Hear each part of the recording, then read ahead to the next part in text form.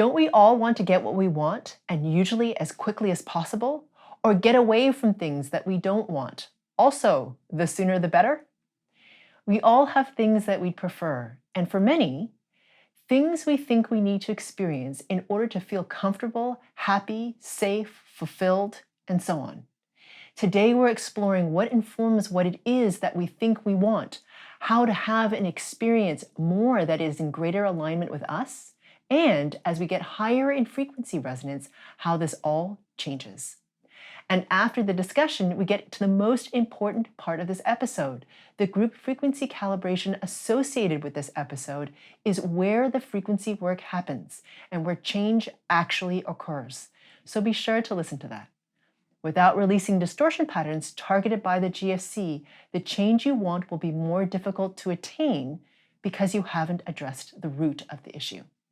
My name is Karen Cheong, and I'm here with my co-host, Tia. Let's dive in. So Karen, is frequency work a way of getting what you want? You know, it's funny. A lot of people start frequency work because they want something else or something different. Mm-hmm. And it can be, actually. So a lot of people, for example, will come because they would come into frequency work because they want to change something in their lives, right? And different things that they've tried haven't worked. Mm-hmm. And so they're looking for a new way of getting to where it is they want to go. So whether it's they would like to have better relationships, more abundance, whether they'd like to release some stuff on the physical level, they would like to change their careers, feel more fulfilled, feel more happiness, whatever it is, they come in with a certain idea of what it is that they want, right? That's why they begin. Yeah. And what's interesting is that they start to get what they want. Not necessarily exactly in the way they envision it. So here's the funny thing. If someone has, and I'm sure you encounter this in your own work too, because she is an acupuncturist, but a lot of people have an idea or an expectation of what getting what they want looks like. Like in order to be successful, I'm going to have a partner. He's going to look like this. He's going to be this. He's definitely going to be taller than me. He's going to be doing the, whatever it is that he does, and what, all of his hobby, whatever, right? So it's funny because this journey in frequency work will often get you to that place of what it is that you want by releasing the distortion patterns that prevent you from accessing it. And it also addresses the distortion patterns that kept you in that place in the first place. Does that make sense? Yeah. So all the fear or the low self-worth or the worry or the anxiety or whatever it is, your lineage patterns, social, cultural conditioning, whatever it is, that causes you to experience what you experience, which is often a form of lack in some way, right? Or lack of access to something. Mm-hmm. That starts to shift because you release the distortion patterns that prevent you from being your infinite or limitless self, which has access to everything. Okay. So yes, it definitely can be a way of doing that. And it's interesting because the more people hang on to their expectation of what exactly it should look like, the harder it is for them to have success. I know it sounds terrible, but it's true. Because that's not how things work on spirit level. It's not necessarily linear. And it may be that the perfect partner for you is not, 2 inches taller than you with, a certain eye color and who does this for a living and has this kind of car and whatever. It could be someone who's actually 2 inches shorter than you and totally is opposite to what you ever would experience and is so much fun, makes you laugh, and takes you on all these adventures that you never would have gone on in your life. Yes. So it sounds like what you're saying is there's an element of surrender here. Yeah. Getting out of the way. Mm-hmm. I know firsthand too that when you're manifesting or wanting to create things, you can have a vision and a feeling of what you want it to be, and then you try to take away the how. Yeah. And also just surrender after that. I want to be happy with a partner. Yes. Boom. bring it in, whatever it is. It looks like, Yeah. yeah, totally. Yeah, so there's that back away from, yeah, exactly, which is huge. And the wonderful thing about whatever begins your journey into frequency work, which starts with getting what you want, because that's why you begin often, or getting away from what you don't want is another reason that people also start. And what happens is, and you've noticed this, I think, in yourself, is what you want changes because your thoughts and emotions change, because you're releasing distortion patterns that create who you think you are, but actually aren't really you. They're just things that condition you to certain thoughts, emotions, experience a certain life around you.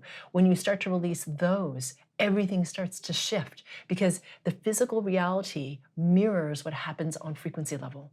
Frequency level happens first. I know it's hard for people to understand. Like if I just change my mindset or if I change my thoughts, then things will change. You have to change the frequency first because your physical reality, what you think and what you feel, is a mirror for what you are in frequency level. So you have to change there first for you're not only what you physically experience to change, but how you perceive it to change. So the frequency that you emit is what dictates your thoughts and feelings. Yeah, and how clear it is. So for example, the higher your frequency resonance, to take what you said, the higher your frequency resonance, the clearer you are. So meaning you have less distortion. Okay. So therefore, you will start to be more and more like, remember more and more your own brilliance.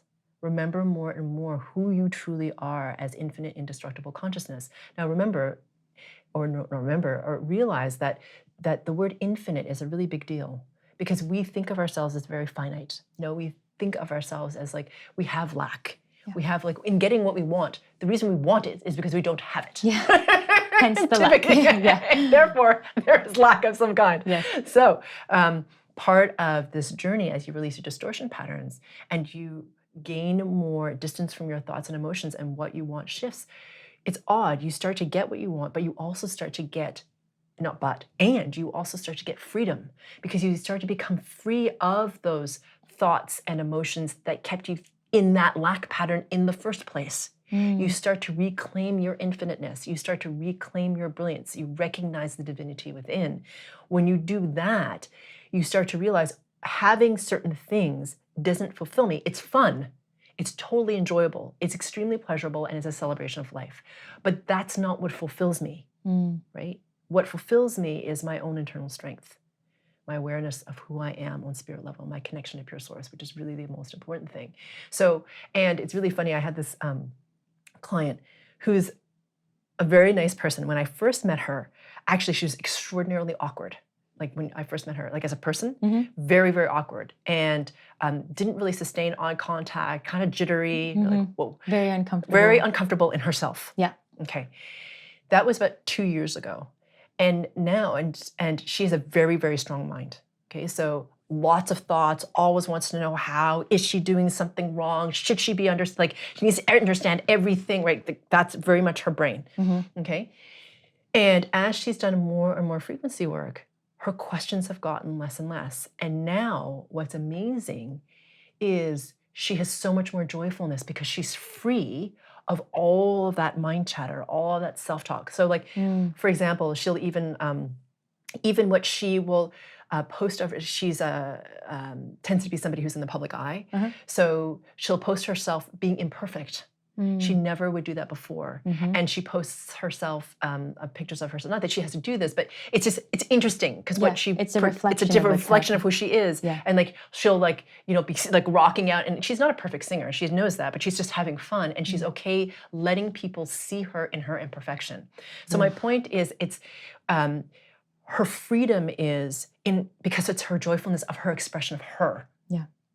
That is so like amazing for me to witness. Yeah. That's really beautiful. Yeah. That's hard for a lot of us. Yeah. Yeah, especially for someone coming in so not there. Yeah, exactly. Yeah, and she's not doing other things. Like this is the main thing she's doing. Yeah. Yep. It's the main thing she's doing. Yeah. So it's amazing. I mean, like, of course, she does other physical things to help her in her physical modalities and stuff like that. But this is, like you said, addressing the root of the and issue. This is what you get. Look, it's pretty wild. Yeah, it's still. Yeah, it almost sounds like manifestation maturity. It's like instead of creating what you want from a place of not having it or longing.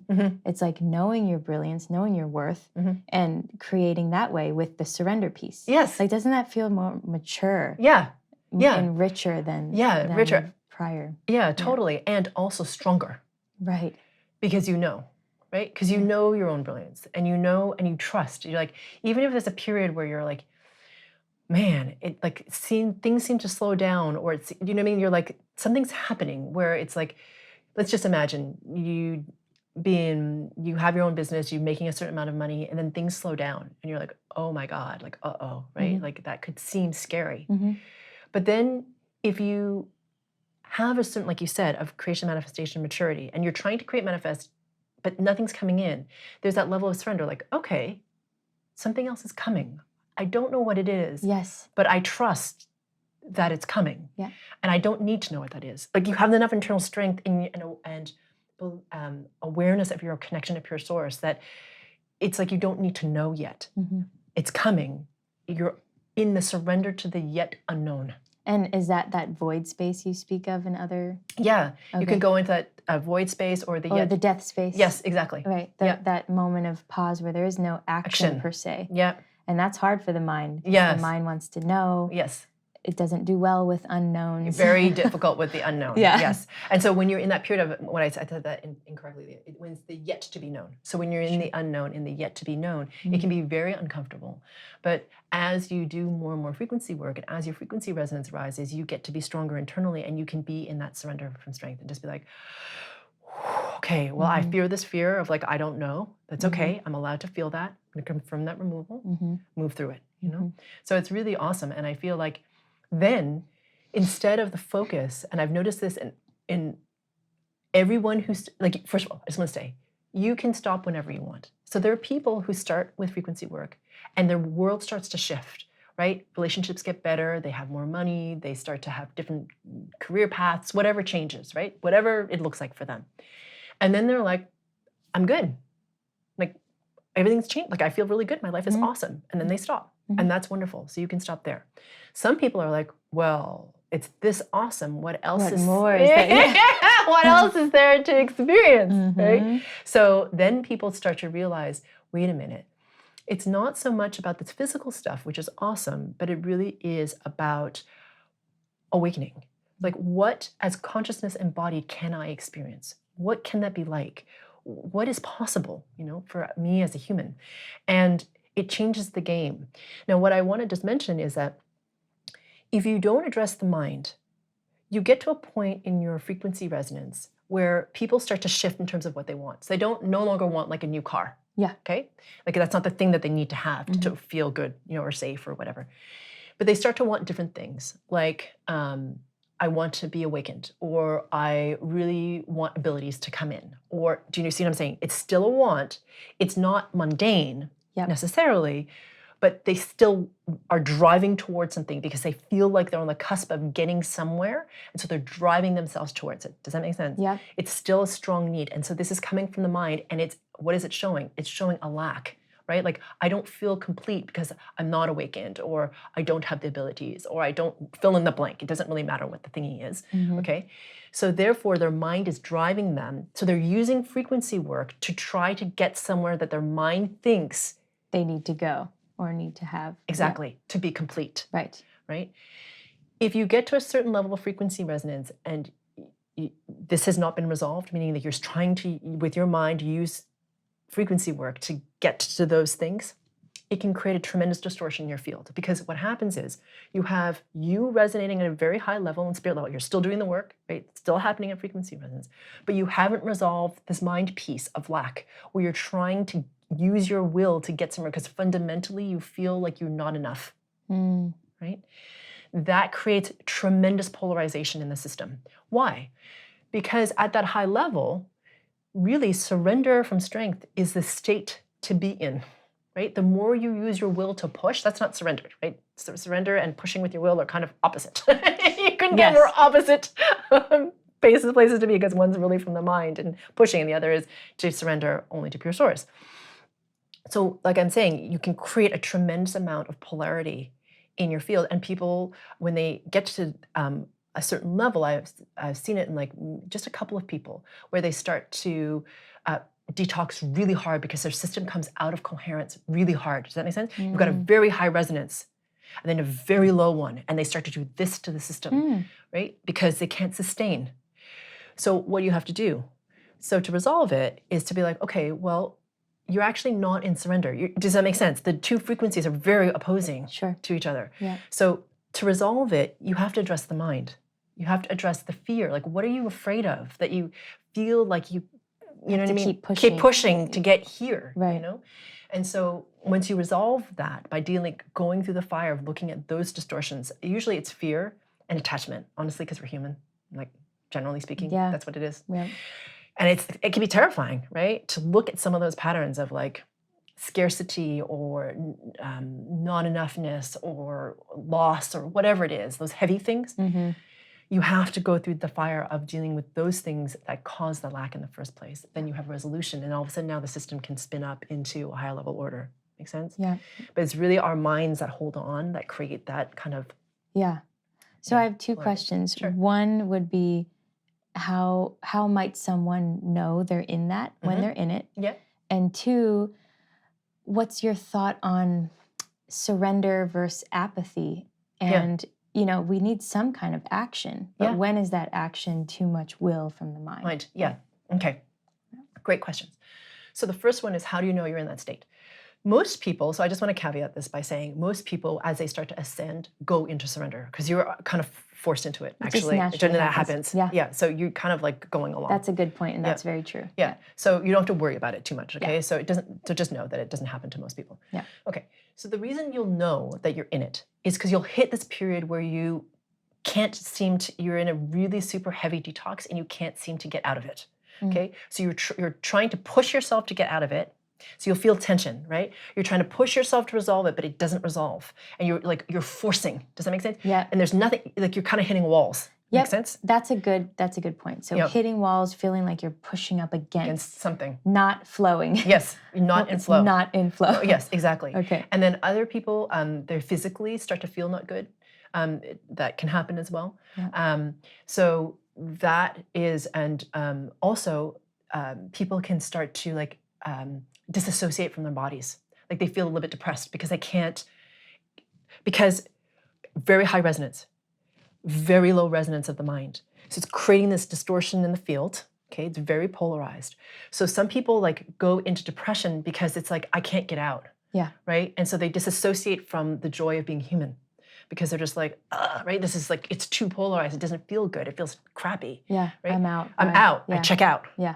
So that's what a lot of people will, not a lot of people, I mean, there's not that many people who have experienced this. So anyway, but that is what I've noticed that people will do. And so that you'll know that you're in that state. Thank you. Cool. Yeah. So now how, the second question was? Yeah, like apathy versus action. Yes. When is that action too mind driven? Because we all create manifest, and we hear of stories of like, you don't want to just sit there and wait for something to fall on your lap. Yeah. Right? Like some people consider that to be surrender. Yeah. But like you always say, there's free will and there's action involved. Yeah. So yeah, when do you know you've crossed the line and too much head will? Yeah. Yeah. So I'll answer for me personally. So how I know that I'm exerting too much will is because I can't stop thinking about it. So I'll obsess. I'll notice that I'm thinking about this a lot. That's a good. Like way too much. Yeah. Like this is not neutrality. you know? Like when you're fixated on something. Yep. Yeah. So that's one indicator that you're, so when you find yourself out of center, out of neutral, that's one indicator that you are not in a good place, and that it's your will. Okay. Because if you were really neutral, you wouldn't be pushing, right? You would just allow it to happen. I mean, you might take action, but you would let it go. Yeah, exactly. Carry on with the day. There's no like over and over, like, oh my God, is this going to happen? Is this going to happen? Right, I'm going to research and keep it. Yeah, exactly. I'm going to calculate stuff, whatever. That is an indication that you're forcing. That's good. Okay. So when you notice yourself, you're attached. That's a good thing. The other thing to note, anyway, and then your other question was what's the difference between apathy and surrender? Surrender. Yeah. Okay, so apathy to me is very different from surrender. So apathy is actually very opposite to surrender, because to me, apathy is a disconnection because you don't care. So you feel separate from. Surrender is when you feel like you're part of the whole. So meaning you feel your awareness, or you're aware of your connection to pure source, okay, on whatever level you feel that. And you're like, I know that I'm part of the one. I don't understand exactly how it all works, but I don't need to. But I'm going to keep following, right? I'm just going to keep following. So I'm not forcing it, but I'm in action, right? So it's like, you're not just sitting there, right? So if someone's like, you, for example, want to do something, or we'll take you as an example. So you want to buy a new home, right? Example. And you need to make more income. And you're like, okay, well, is this home going to work out for me or not, right? And you'll get little signs like, you know, the job will show up and you will move in that space, or whatever it is, or your offer will be accepted and then you move to like have the income to support that offer, whatever it is. Do you see what I'm saying? That's a flowy action example. Yeah. It's not like, well, I'm not even going to put in an offer because it'll just come to me whenever. It's like, no, you need to make an action and then let it go. Go and see what happens. Right. It's like you're letting the universe decide. Right. So you do your little part, moving the chess piece. Yeah, exactly. And then you sit down. Yeah, and then you see what happens. Yeah. And then you follow what happens. Right. Exactly. Okay. Yeah, and I always I call it letting the universe decide. I'm like, okay, I'm gonna go for it, even though it can be scary sometimes. You know, you like put something out there and you're like, oh God, how this works. Right? And you're like, okay, well, the universe is going to decide, and you'll know pretty quickly. Yeah. You know, do I move forward or not? Yeah. Okay. Perfect. Thank you. That's a great answer to that. So in short, frequency work can get you what you want. Yeah. And more. And more. And what you want can often change. Yeah. And then surrender is a huge piece there. Yes. Yeah. And if you don't surrender, which most of you will do, okay? So most of you watching this will naturally do it, so don't worry about it too much. Yeah. And surrender really is a really huge key piece, because you will have to surrender at some point, whether it's along the way or sort of at the end in a more sort of intense experience, let's call it that. But surrender is key. Yeah. Cool. Thank you, Karen. Thank you. For those of you who are watching, if you want to comment below and share about how frequency work has helped you get what you want in a way that was unexpected, we'd love to hear about them, so please comment below.